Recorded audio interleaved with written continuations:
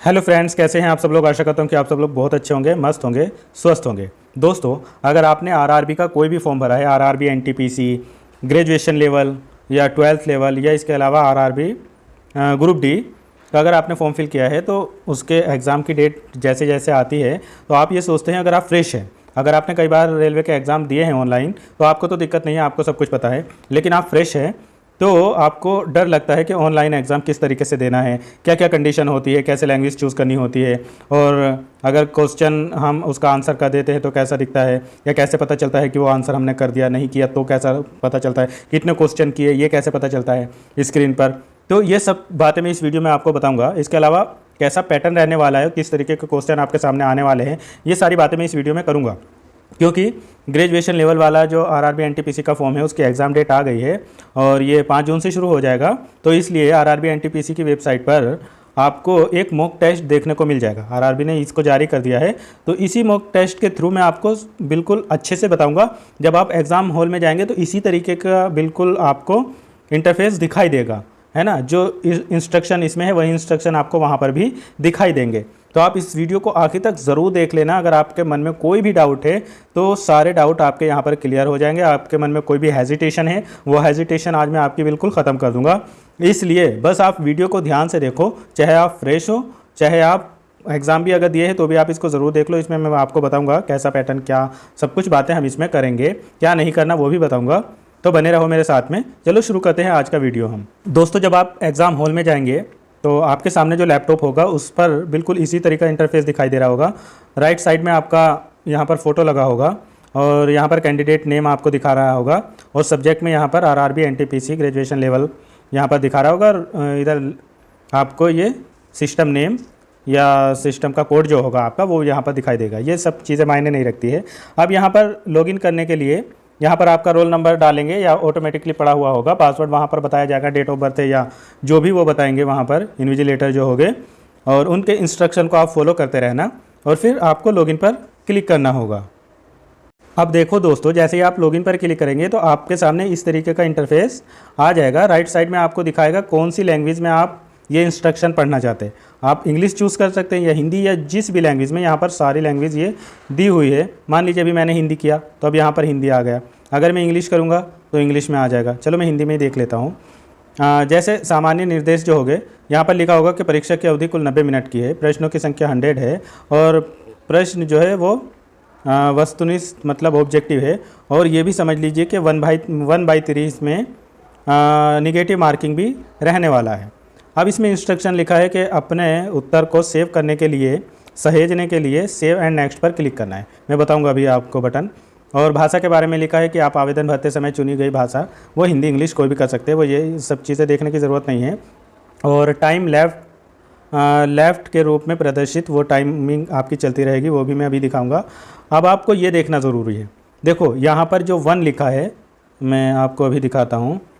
ये देखो, ये वाला बॉक्स जो है, इस बॉक्स में 1 लिखा है। यहाँ पर लिखा हुआ है कि you have not visit the question. अगर आपको इस तरीके का बॉक्स यहाँ पर दिखेगा, अभी मैं दिखाऊंगा आपको। राइट साइड में अगर आपको इस तरीके का बॉक्स दिखाएगा उस सफ़ेद वाला, इसका मतलब उस क्वेश्चन को अभी आपने विजिट किया ही नहीं है, ठीक है। और you have not answer the question, अगर किसी क्वेश्चन का आपने आंसर नहीं दिया है तो इसका मतलब है कि आप यहाँ पर रेड बॉक्स दिखाई देगा दूसरे नंबर पर। और तीसरे नंबर पे ग्रीन बॉक्स तो आपको दिखाई देगा, यहाँ पर आपने you have answered the question, मतलब क्वेश्चन का आंसर आपने कर दिया है। इसके अलावा आपको और नीचे आएंगे तो यहाँ पर ब्लू में 4 नंबर पे दिखाई देगा you have not answer the question but have mark the question for review, मतलब आपने इस क्वेश्चन का आंसर नहीं दिया है। आपने इस क्वेश्चन का किसी एक पर्टिकुलर क्वेश्चन का, ये यहाँ पर दिखाई देंगे सब, अभी दिखाऊँगा आगे। आपने किसी क्वेश्चन का आंसर नहीं दिया है और उसको रिव्यू करने के लिए रख दिया है। तो अगर आपने इसको दोबारा से देखा भी नहीं, रिव्यू भी नहीं किया और ये सबमिट हो गया क्योंकि तुमने इसका आंसर ही नहीं दिया, तो इस वजह से इससे कोई इफेक्ट नहीं पड़ेगा।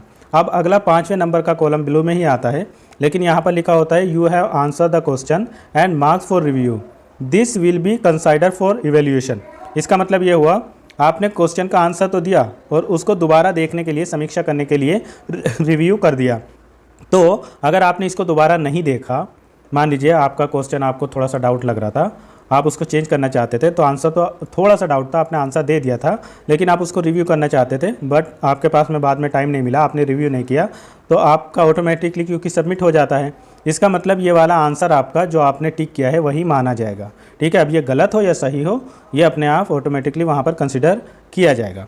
देखो यहाँ पर लिखा भी है कि नंबर 1 पर आपने सभी प्रश्नों का पर विजिट नहीं किया है, नंबर 2 पर आप सभी प्रश्न का उत्तर नहीं दिया, नंबर 3 पर आप प्रश्न का उत्तर दे दिए, और नंबर 4 पर आपने प्रश्न का उत्तर नहीं दिया बल्कि प्रश्न को समीक्षा के लिए चिन्हित कर दिया। तो इससे तो कोई फ़र्क नहीं पड़ेगा अगर सबमिट भी हो जाएगा। और आपने प्रश्न का उत्तर दे दिया नंबर 5 पे और प्रश्न को समीक्षा के लिए चिन्हित किया और इसे मूल्यांकन में शामिल किया। अब हम आगे देखते हैं इनका सबका मतलब है क्या, कैसे। और यहाँ पर कुछ इंस्ट्रक्शन और लिखे हैं कि सेव एंड नेक्स्ट कैसे करना है, वो मैं आपको प्रैक्टिकली बताऊंगा तभी समझ आएगा। अब आप यहाँ पर नेक्स्ट का बटन दिखेगा आपको, इस नेक्स्ट पर क्लिक करेंगे। अब आपको फिर से दिखाई देगा यहाँ पर लैंग्वेज चूज़ करने के लिए कि किस लैंग्वेज में आप अपने क्वेश्चन चाहते हैं और आंसर देना चाहते हैं। अगर आप इंग्लिश में चाहते हैं तो इंग्लिश पर क्लिक करेंगे, हिंदी वाले हिंदी पर क्लिक करेंगे और इस चेक बॉक्स पर क्लिक करके I am ready to begin, वो वहाँ पर इन्विजिलेटर बता देंगे कि अब आई एम रेडी पर क्लिक करिए, तो आप इस पर क्लिक करेंगे। अगर आप बैक जाना चाहते हैं तो प्रीव्यू पर क्लिक करके बैक भी जा सकते हैं। अब देखो दोस्तों, जब आप आई एम रेडी कर देंगे तो यहाँ पर राइट साइड में आपको आपका टाइम चलता हुआ दिखाता रहेगा। ठीक, अब मैं आपको एक एक चीज़ समझाता हूँ कि कैसे दिखेगा। जैसे मान लीजिए आपके सामने पहला क्वेश्चन आया कि पीसी कल्चर शब्द किससे संबंधित है। आप क्वेश्चन पे भी ध्यान देना, ये सब इस तरीके के क्वेश्चन बिल्कुल आएंगे। मान लो एग्जाम में आपके यहाँ पर पीसी कल्चर नहीं आएगा, सेरीकल्चर वगैरह इस तरीके का आएगा ज़रूर।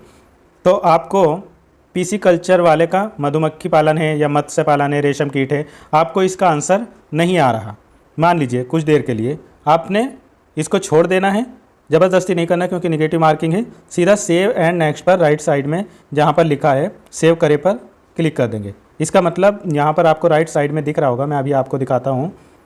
देखो यहाँ पर राइट साइड में ये आपको दिख रहा है कि ये रेड हो गया है, इसका मतलब इस क्वेश्चन का आंसर आपने नहीं दिया। ठीक, अब आगे है 2000, अगला क्वेश्चन आया आपके सामने कि 2011 की जनगणना के अनुसार भारत के किस राज्य का लिंगानुपात सर्वाधिक है। लिंगानुपात सर्वाधिक है, ये आपसे पूछा गया। ठीक है, अब इसका आंसर आपको आ रहा है लेकिन कंफर्म नहीं है। पहले मैं आपको बता दे रहा हूँ एक एक बात, इसका आंसर आपको आ तो रहा है लेकिन कंफर्म बिल्कुल भी नहीं है, थोड़ा सा डाउट है, तो आप इसको समीक्षा के लिए रख सकते हैं। तो नीचे लेफ़्ट साइड में आपको ये समीक्षा के लिए बटन दिख रहा होगा, इस पर आप यहाँ पर क्लिक कर देंगे समीक्षा के लिए। ठीक है, देखो जैसे मैंने समीक्षा के लिए क्लिक किया तो ये क्वेश्चन हट गया और अगला वाला क्वेश्चन आ गया तीसरे नंबर का। अब अगर आप राइट साइड में देखेंगे तो नंबर 2 पर देखो ये ब्लू टिक लग गई। इसका मतलब जब आप इसको बाद में अगर देखना चाहेंगे तो ये आपकी नज़रों के सामने आपको दिखाई देगा कि कितने को आपको ने समीक्षा के लिए रखा है। जैसे आपके पास में टाइम होगा तो आप डायरेक्ट इस पर क्लिक करके यहाँ पर आ सकते हैं। देखो हमने जैसे डायरेक्ट क्लिक किया तो मैं आ गया, अभी भी नहीं आ रहा तो इसको रहने दो, सेव और करो, आगे बढ़ो। लेकिन अगर आप सेव कर देंगे तो फिर ये यहाँ पर क्या होगा, आपका आंसर नहीं माना जाएगा, मतलब समीक्षा के लिए नहीं। दोबारा से समीक्षा करनी है आपको तो पीछे जाए पर क्लिक करेंगे और फिर यहाँ पर समीक्षा के लिए रख देंगे और ये खुद ब खुद आगे बढ़ जाएगा। अब अगला क्वेश्चन आया, सामान्य मनुष्य द्वारा श्रवण आवृत्ति की रेंज लगभग कितनी होती है। अब मान लो इसका आंसर आपको आ रहा है, ऑप्शन दिया है, तीसरा ऑप्शन है 20 हर्ट्ज से और 20,000 हर्ट्ज, तो आपने इसको क्लिक कर दिया। ये क्वेश्चन आपको कंफर्म आ रहा है, आपने इस पर क्लिक कर दिया और सेव एंड नेक्स्ट पर क्लिक कर दिया। अब आप देखो राइट साइड में मैं आपको दिखाता हूँ, राइट साइड में अब तीसरे वाले क्वेश्चन का आंसर आपको आ रहा था, आपने दे दिया, तो देखो ये यहाँ पर ग्रीन हो गया।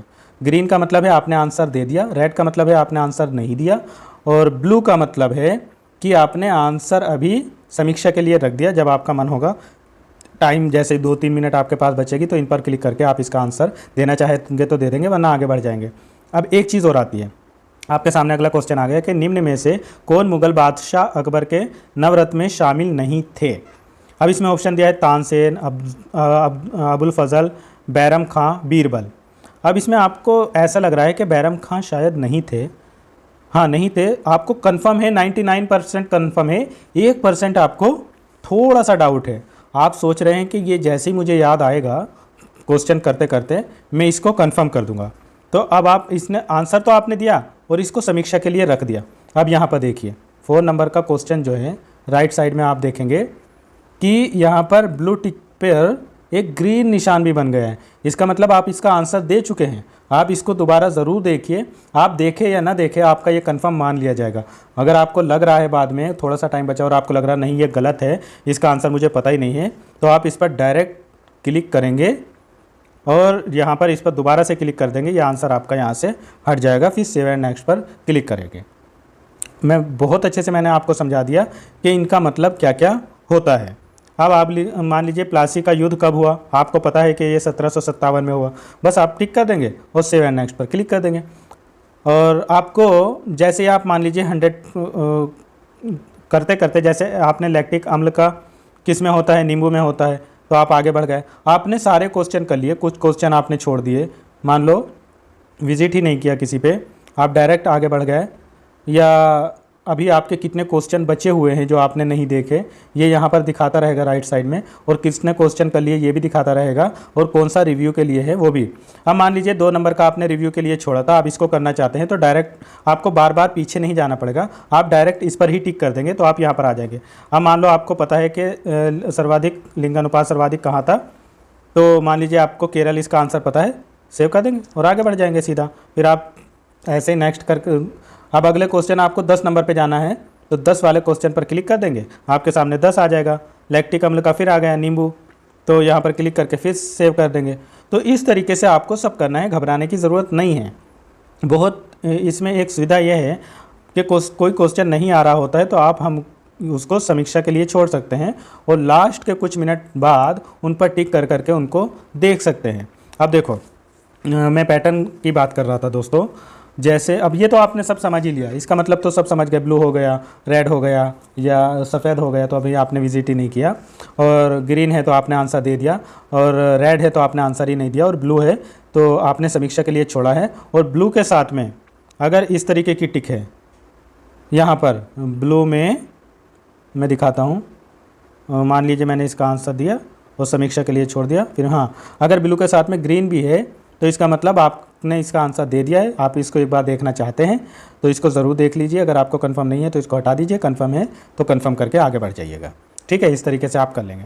अब देखो, मैं आपको ये बताने वाला था कि जैसे देखो लैक्टिक अम्ल का यहाँ पर पूछा है, इसी तरीके के क्वेश्चन बिल्कुल आपके सामने आएंगे, लैक्टिक का ना पूछ के किसी और का पूछ लेंगे। आगे प्रश्न की, जैसे आंध्र प्रदेश की नई राजधानी क्या है, ये आपसे पूछा जा सकता है। इस तरीके के क्वेश्चन आपके सामने आएंगे। और कुछ क्वेश्चन मैं आपको दिखाने वाला था जिसमें देखो, जैसे जितने भी वायरस चल रहे हैं, जैसे निपा वायरस था, निपा एक है क्या है, तो वो वायरस है। इसी तरीके के क्वेश्चन रेलवे में आते हैं। भारतीय संविधान की अनुसूचियाँ ज़रूर आएगी, प्लासी के युद्ध वगैरह से सब, और ट्यूनीशिया देश कहाँ स्थित है, इस तरीके के, ट्यूनीशिया नहीं और कोई सा देश पूछ लेगा आपसे। पीसी कल्चर वगैरह, ये सारे इस तरीके के क्वेश्चन आपके आते ही आते हैं। नृत्य जरूर आएगा, कुचिपुड़ी ना पूछ के आपसे किसी और का पूछ लेगा। बहुत डीप में पढ़ना पड़ेगा आपको भाई। जितने भी बांध है, बांध वगैरह सब अच्छे से पढ़ लेना। जैसे इसमें पूछा है कृष्ण नदी पर निर्मित कौन सा बांध है, तो ये नागार्जुन पर है। एक क्वेश्चन और था, हाँ देखो, ये EOS 001 क्या है, इस तरीके के क्वेश्चन आपसे ज़रूर पूछे जाते हैं। देखो, ये स्टैचू वगैरह के बारे में पूछा जाता है। हाँ, एक चीज़ और, जैसे यहाँ पर इन्होंने मॉक टेस्ट में पूछा है कि फ्रेंच ओपन 2020 टेनिस टूर्नामेंट का पुरुष एकल खिताब किसने जीता था। अब आप सोचेंगे कि 2025 में एग्ज़ाम हो रहा है, 2020 का पूछेगा। हाँ भाई, बिल्कुल, रेलवे में यही होता है। आप सोचो कि 6 महीना पुराना क्वेश्चन आपसे पूछा जाएगा, बिल्कुल नहीं। 6 महीना पूछा जा सकता है, 6 महीने पहला भी क्वेश्चन, लेकिन आपसे 2020, 2019, 2018 या 2022, 2021 इस तरीके के भी जो पॉपुलर क्वेश्चन थे वो आपसे ज़रूर पूछे जा सकते हैं। तो फ्रेंच ओपन हुआ और बैडमिंटन हुआ, ये सारे क्वेश्चन आपसे ज़रूर पूछे जाएंगे, इनका ज़रूर ध्यान रखना। बाकी मैंने यहाँ पर बहुत अच्छे से आपको बता दिया इनका सबका क्या मतलब होता है, इसको एक बार अच्छे से देख लो। इस वीडियो के डिस्क्रिप्शन में आपको इस टेलीग्राम का लिंक दे रहा हूँ, और टेलीग्राम के लिंक पर आप क्लिक करके ज्वाइन कर लीजिए, और वहाँ से इस मॉक टेस्ट का लिंक आपको मिल जाएगा। उस पर क्लिक करके आप मोबाइल से ही, अभी ज़रूरी नहीं है कि आपके पास में लैपटॉप हो, इस मॉक टेस्ट को आप मोबाइल पर ही बार बार प्रैक्टिस करके दीजिए। बार बार मतलब ये भी नहीं कि इसी के सामने आप अपना टाइम वेस्ट करो, और अगले भी क्वेश्चन पढ़ने हैं, लेकिन हाँ 1-2 बार इसको ज़रूर दे देना ताकि आपकी हैबिट बन जाए और कोई भी क्वेश्चन आपसे आ रहा हो और वो गलत ना हो। सिर्फ इस वजह से कि ऑनलाइन में आपको प्रॉब्लम हो रही थी, इस वजह से गलत हो गया, ऐसा बिल्कुल भी ना होना चाहिए। ठीक है, चलो मिलेंगे फिर किसी और वीडियो में। Thank you so much.